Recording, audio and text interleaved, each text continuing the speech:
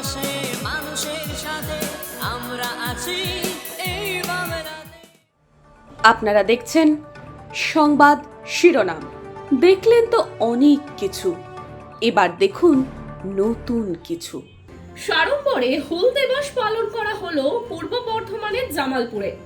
Jamalpur bus stand সংলগ্ন এলাকায় সিধু ও কানুর মূর্তিতে মাল্যদান করলেন বিধায়ক অলোক কুমার মাঝি। ব্লক তৃণমূল কংগ্রেসের সভাপতি তথা পঞ্চায়েত সমিতির পূর্ত কর্মাধ্যক্ষ মেহমুদ খান, বিডিও পার্থ সারথী দে সহ আদিবাসী সম্প্রদায়ের মানুষজন। বিধায়ক অলোক কুমার মাঝি বলেন, রাজ্যে 2011 সালে পালাবদল হওয়ার পর রাজ্যের মুখ্যমন্ত্রী মমতা বন্দ্যোপাধ্যায় আদিবাসী সম্প্রদায়ের মনীষীদের সম্মান জানাতে শুরু করেন এই হুল দিবস। আজ রাজ্যের বিভিন্ন জায়গায় আদিবাসী মনীষীদের মূর্তি স্থাপন করা হয়েছে। জামালপুরে ও সিধু কানুর মূর্তি বসেছে। তিনি আদিবাসী সমাজের মানুষদের হুল দিবসের শুভেচ্ছা জানান।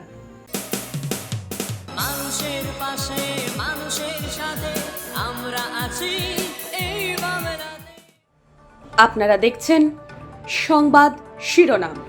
দেখলেন তো অনেক কিছু, এবার দেখুন নতুন কিছু।